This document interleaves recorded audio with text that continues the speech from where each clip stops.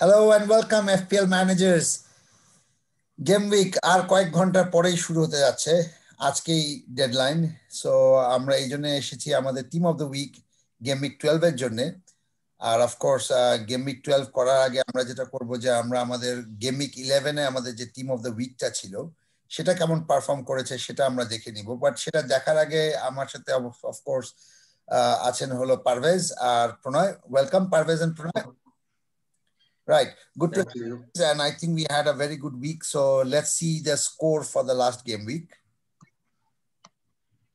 I think it was brilliant and Yeah, it was massive, 88 yeah, points. So it was massive. আমার মনে হয় 8 points. Basically, আমাদের দুইজন point দেয় নাই, সেটা হলো Johnson. Sorry guys. Of course, Raphinha যেটা আমাদের রাফিনা ছাড়া বাকি সবাই মোটামুটি ভালো পয়েন্টস এর মধ্যে ছিল। এক্স্যাক্টলি বিশেষ করে আমাদের মিডফিল্ডার এবং ফরওয়ার্ড লাইনে যারা ছিল তারা খুবই ভালো পয়েন্ট দিয়েছে এবং সবাই হচ্ছে গিয়ে ক্লিন শিটের মধ্যেই ছিল। সো বেটার পয়েন্টস রিটার্ন এসেছে। হ্যাঁ, ডিফেন্সিভও ভালো করেছে আর কি। সো বেসিক্যালি দুজন প্লেয়ারই কোনো পয়েন্ট দেয়নি, সেরকম কোনো কিছু আউটপুট দেয়নি। একটা হলো জনস্টন আর একটা হলো রাফিনা, যে আমাদের ডিফারেন্সিয়াল পয়েন্টটা ছিল আর কি। But anyway, that's a good score and I think 88 was a very good score, কারণ এমনিও ওভারঅল গেম উইকটা খুবই হাই হয়েছে। So that was another good thing. But 88 যেহেতু হয়েছে, so I think let's try to build on that and let's try to build another good team. So আমরা এখন আসলে game week 12 এর দিকে চিন্তা করি তাহলে। So let's go to the game week 12 and let's see how we are going to do it. So we'll go, আমি যেটা করব যে আমি প্রথমে, তারপরে হলো Pranoy. That's how we will pick. So প্রথমে যদি আমি বলি, আমাকে শুরুতে, যদিও আমি জনস্টন যেতে চাচ্ছিলাম আবারও নিউক্যাসলের সাথে খেলা, বাট somehow আমার মনে হচ্ছে যে maybe Wilson might do the damage. ঠিক আছে, বাট আবার এটাও মনে হচ্ছে যে উইলসন মাইট, নিউক্যাসল অনেক রাষ্ট্রীয় হতে পারে। বাট আমি আসলে দোনোমনো অবস্থায় আছি, so I am not sure. So সেক্ষেত্রে শেফিল্ড যেহেতু আবার খেলছে হলো সাউথহ্যাম্পটনের সাথে, so I would rather go with McCarthy. Okay, good pick. হ্যাঁ, ডেফিনেটলি এখানে যেহেতু ম্যাকার্থি নিচ্ছে, আমরা একটা প্লেইং গোলকিপারকে নিব, একটা নন প্লেইং, জাস্ট একটা 4 পয়েন্টের যে কোনো। I think peak of Feral হলো 4 পয়েন্টের বেঞ্চ ওয়ার্মার হিসেবে সবচেয়ে বেস্ট আমার কাছে এখন মনে হয় পিক অফ ফেরাল। তো আমার মনে হয় যে শেফিল্ডের সাথে খেলা তো, এবং সাউথহ্যাম্পটন হচ্ছে গিয়ে ডিফেন্সিভলি যথেষ্ট স্ট্রং। তো আমার মনে হয় যে ক্লিন শিট রাখার সুযোগটা বেশি থাকবে। তো আমি প্রপোজ করব হচ্ছে গিয়ে সাউথহ্যাম্পটনের ডেভেলপ করার জন্য ডিফেন্সিভলি, এবং ওয়েস্টারগার্ডকে রাখার প্রপোজ করছি, কারণ ওয়েস্টারগার্ডের ওভারঅল পয়েন্টস রিটার্ন যদি দেখি সেটা যথেষ্ট ভালো। রাইট, ওকে। ফুলহ্যামের সাথে খেলা, লিভারপুলের, যেটাকে নিয়ে আসলে অনেক হাইপ হচ্ছে। আমরা ফুলহ্যামের ব্যাপারে আসলে নতুন করে কোনো কিছু বলার নাই, অনেক কথা হয়েছে তাদেরকে নিয়ে। সো সেক্ষেত্রে আমি রবার্টসনকে প্রপোজ করছি। Good pick. থার্ড ডিফেন্স হিসেবে আমি যদি মনে করি, আমাদের মোটামুটি তিনটা ভালো ডিফেন্স নিলেই মোটামুটি টিমের জন্য ব্যালেন্স। তো থার্ড ডিফেন্স হিসেবে গত টিম অফ দ্য উইকও আমাদের ছিল জেমস। চেলসি জেমসকে আমি এখানে প্রেফার করব, বিকজ এই ম্যাচটাতে সম্ভবত এভারটন যথেষ্ট লিকি এবং জেমস এর অ্যাসিস্ট পটেনশিয়াল থেকে শুরু করে এরকম গোলের পটেনশিয়াল আছে। সো জেমস আমার কাছে মনে হয় চেলসির এই বাজেটের মধ্যে বেস্ট পিক। আচ্ছা, এক্ষেত্রে প্রণয় তুই শুরু করার আগে আমি একটা কথা বলি। যেহেতু আমরা অলরেডি মোটামুটি একটা এক্সপেন্সিভ ডিফেন্স নিয়ে নিয়েছি, সো আমাদের মনে হয় ফরমেশনের দিকে আগে চিন্তা করা উচিত, কারণ নাহলে দেখা যাচ্ছে পরের দিকে আমরা টিম বানানোর পরে আলটিমেটলি বাজেট হবে না। So we need to be careful about it. So সেক্ষেত্রে আমার সবচেয়ে ভালো পিক হবে 3-5-2 যদি আমরা যাই, 3-5-2 অথবা 3-4-3 কে যদি যাই তাহলে মনে হয় এটা বেটার হবে। সো আমার প্রপোজ হচ্ছে গিয়ে 3-5-2 তে যাওয়া। দেখা যাক আমরা নেক্সট পিক গুলি কি রকম আর কি আসে। ওকে, সো তাহলে দুইটা ফরমেশন মাথায় রেখে যাচ্ছি, 3-5-2 অথবা 3-4-3, তাই তো? Okay, so let's go. তাহলে cheaper midfielder, right? Okay, let's go. আমার মনে হয় 4 মিলিয়নের ডিফেন্ডার হিসেবে মিচেলকে রাখা যেতে পারে। যদি স্টার্ট করে সেটা আমাদের জন্য বোনাস, আর যদি না স্টার্ট করে তাহলে বেঞ্চ ওয়ার্মার হিসেবেই থাকবে। সো রাইট, ওকে। সো আমার পালা লাস্ট ডিফেন্স। আমি এক্ষেত্রে চিন্তা করছি 3-5-2 অথবা 3-4-3 তে যদি যাই, সো সেক্ষেত্রে এটা একটা ডেফিনেটলি চিপ মিডফিল্ড ডিফেন্ডার হবে। সো সেক্ষেত্রে 4 পয়েন্টের কোনো ডিফেন্ডার যদি থাকে আমি সেটাকে প্রপোজ করব। So let's go for Struijk. Yeah, let's go for Struijk. Yeah. Struijk ভালো হবে। এখানে আরেক মিডফিল্ডারে যদি আসি, আমরা প্ল্যানই করছি যে 3-5-2 অথবা 3-4-3 এটাতে যাব, তার মানে হেভি মিডফিল্ডার করব। তো এখানে কোনো ডাউট নাই যে এখানে লিভারপুলের সালা, নো ডাউট যে সালা এখানে নাম্বার 1ই থাকবে। ওকে, তো আমি যেহেতু হচ্ছে গিয়ে আমাদের একটা মিডফিল্ডার হচ্ছে গিয়ে রেগুলারলি পয়েন্ট দিয়ে যাচ্ছে এবং টপ মিডফিল্ডার হিসেবে আছে, তো আমি হচ্ছে গিয়ে প্রপোজ করবো সনকে নেওয়ার জন্য। ওকে, কারণ সনের এভারেজ সেটা খুবই হাই এবং ফিকচার ওয়াইজ নেক্সট গেমটা ক্রিস্টাল প্যালেসের সাথে।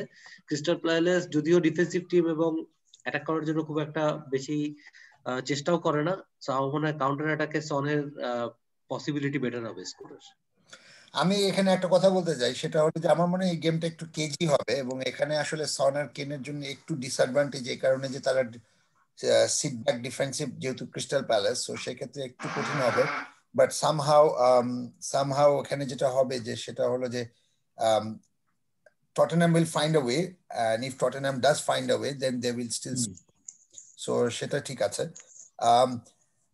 আমি যেটা বলবো যে এখানে ফুলহ্যামের ক্ষেত্রে যেহেতু আমরা অলরেডি সালা রবার্টসনকে নিয়েছি এবং ফুলহ্যামের সাথে খেলা, আমার মনে হচ্ছে ট্রিপল আপ করাটা হলো সবচেয়ে বেটার অপশন হবে। সো জাস্ট আমরা একটু মানেকে নিয়ে দেখি।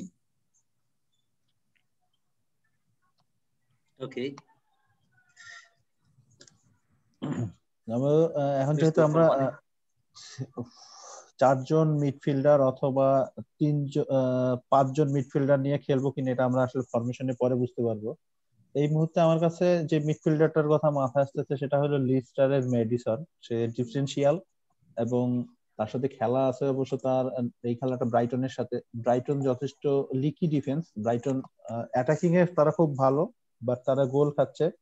সো মেডিসন লাস্ট ম্যাচ একটা অ্যাসিস্ট করছে, আই থিংক মেডিসন, আমি যাব মেডিসনের। ওকে, মেডিসন তো আমাদের ইনজুরি অলরেডি দেখাচ্ছে। 4টা premium defence midfield. Nazim, Maddison injury দেখাইলো, আমি ইনজুরি ভিডিওতে আসলে এটা ডিটেইলস বলে দেব। I think Maddison will be okay, he should be okay. Okay, আজকে ইনজুরি ভিডিওতে হয়তো এটা ক্লিয়ার হবে। Right, okay okay, let's go with it. Already আমরা চারটা প্লেইং মিডফিল্ডার নিয়ে নিয়েছি। তো আমি মানে আমি চেষ্টা করবো যে আমাদের যে মিডফিল্ড থাকবে 5 জনই যাতে খেলতে পারে, অ্যাটলিস্ট খেলার মধ্যে যাতে হচ্ছে গিয়ে থাকে আর কি তারা। সো আমার মনে হয় যে নেটো হচ্ছে গিয়ে বেটার থাকবে। আমরা উলসের একটা প্লেয়ার যদি কনসিডার করি, খেলা হচ্ছে গিয়ে আমাদের অ্যাস্টন ভিলার সাথে হোম ম্যাচ। সো আমার মনে হয় যদি গোল আসে উলসের কাছ থেকে তাহলে হচ্ছে গিয়ে সেটা নেটোর মাধ্যমে আসবে। তো let's go for Neto. Okay, I agree. Alternative হিসেবে কি গ্রসকে চিন্তা ফরওয়ার্ড করা যেতে পারতে? গ্রসকে চিন্তা করা যেতে পারে নেটোর জন্য? আমার মনে হয় যে গ্রস হচ্ছে গিয়ে আসলে ম্যাক্সিমাম গ্রস যদি স্কোর করে সেটা হচ্ছে গিয়ে ক্লিন মানে থেকে আসবে, ডেড বল সিচুয়েশন থেকে আসবে। আমার মনে হয় যে এছাড়া হচ্ছে গিয়ে নেটোর ওপেন প্লেয়ার হচ্ছে গিয়ে playing scoring capability better. Right, এবং সে এখন মোটামুটি অ্যাটাকিং লাইনে খেলছে। সো গ্রস খুব ভালো পিক হবে নাদিম। আর একটা জিনিস হলো ইম্পর্টেন্ট ইনফরমেশন যেটা আমার কাছে আমি পাইছি লাস্ট, সেটা হলো এখন গ্রস কিন্তু তাদের ফার্স্ট পেনাল্টি টেকার। মুপে ছিল, মুপেকে সেখান থেকে সরাই এখন ফার্স্ট পেনাল্টি টেকার হলো গ্রস। এটা লাস্ট কালকে প্রেস কনফারেন্সে এটা পোর্টাল কনফার্ম করছে। রাইট, বাট আমি তারপরে নেটোকে আসলে অ্যাডভান্টেজে রাখছি কারণে যে নেটো আসলে বেসিক্যালি যেহেতু এখন হিমেনেস নেই, পোডেন্স প্লে স্ট্রাইকিং হিসেবে খেলছে। সো নেটোর সাথে আসলে নেটোর ওই পজিশনে আসলে কম্পিট করার কেউ নেই, এবং যেহেতু ট্রায়ারের পজিশনে এখন কেউ নেই, যেহেতু এখন চলে আসছে স্ট্রাইকিং এ, সো ট্রায়ারের ক্রস গুলা কিন্তু আলটিমেটলি ব্যাক এন্ড থেকে নেটোর এফেক্টিভ হওয়ার কথা। Plus he is been doing very well. এরা খেললেও হিমেনেস থাকার আগেও, হিমেনেস থাকা চলে যাওয়ার পরেও আসলে নেটো ওয়াজ ডুইং ওয়েল, যেটা আমরা আমাদের হোম টু পিকে করেছি already. So let's stick with Neto, will see about growth probably next game week. আমার পালা। সো সেই ক্ষেত্রে আমি এখানে বলবো অফকোর্স ক্যালাম উইলসন, আসলে ম্যাকার্থি, জনস্টনের জায়গায় ম্যাকার্থি নিয়েছি আর কি। Okay, let's hope for the best. Callum Wilson, good. আমার কাছে এখানে আরেকজন যদি স্ট্রাইকার যদি নিতে হয়, তাহলে আমি বলবো যে এখানে আমরা ফরমেশনেই বলে দিচ্ছে যে আমরা আসলে 3-5-2 এ যাচ্ছি। তো আমি এখানে ব্রুস্টারকে প্রেফার করবো, ব্রুস্টার। আমার হলো ব্রুস্টার, যাতে আমরা থার্ড মিডফিল্ড ফরওয়ার্ডটাকে একটা ভালো একটা ফরওয়ার্ডে আমরা ঢুকাই দেব।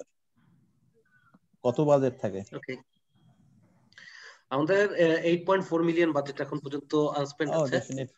তো আমার মনে হয় যে বেটার পিক হবে হচ্ছে গিয়ে সাউথহ্যাম্পটনের ইংস অলরেডি ব্যাক করেছে এবং ইংস এর লাস্ট ম্যাচও হচ্ছে গিয়ে হচ্ছে পেনাল্টি দিয়েছিল। আমার মনে হয় যে এই ম্যাচেও স্কোর করার প্রবাবিলিটি বেশি বেটার থাকবে। হ্যাঁ, এবং শেফিল্ডের সাথে খেলা হোম ম্যাচ, তো আমি শিওর যে শেফিল্ড হচ্ছে গিয়ে কনসিড করবে গোল, এবং সেক্ষেত্রে ইংস এর গোল করার আসলে পসিবিলিটিও বেটার থাকবে।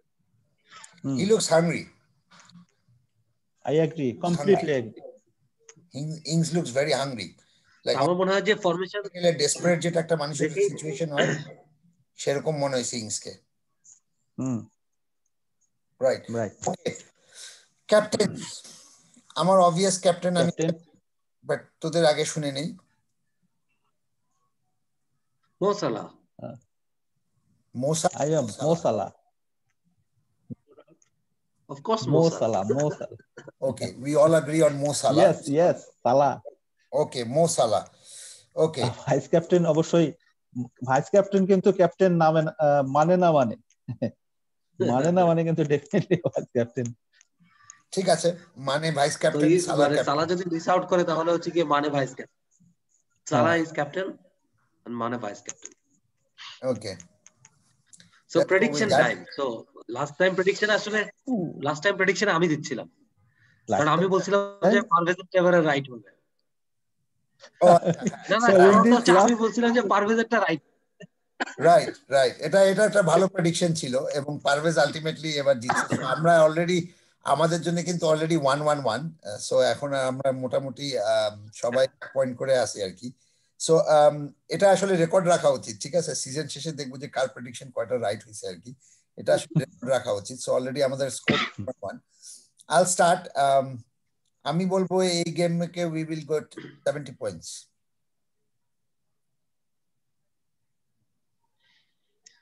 আমার মনে হয় যে বেটার পয়েন্টস রিটার্ন আসবে। লাস্ট উইকের যদি হচ্ছে গিয়ে ট্রেডটা দেখি, তাহলে আমার মনে হয় যে at least 80 পয়েন্টস আসবে। ওকে, 70-80। ওকে, আমি 75। 80 পয়েন্টস। আমি 75। আমি কোয়াইট শিওর। আমাদের তো দেখি একদম ইয়ে বাড়ছে, থ্রেশহোল্ড বাড়ছে, 70, 75, 80, যেটা আমরা দুইটা গেমিকে কিন্তু কখনোই 60, 65 আর 70 এর উপরে যায়নি। সেখানে আমরা এখন শুরু করলাম 70, 75, 80। ওকে, আমি 70, পারভেজ 75, প্রণয় 80। ওকে, so let's stick to that. Thank you, and of course good to have you back, and let's hope this team again rocks it just like the last game week, যেখানে আমরা খুবই ভালো করছিলাম। So let's hope for the best, and of course good luck to you for the game week. And FPL managers, do keep an eye. We will also have our injury videos before the deadline is over, so do keep an eye and make the transfers. And of course, hope your arrows be green, and of course make as many changes as you want before the deadline is over. Until then, take care. Thank you. Bye-bye.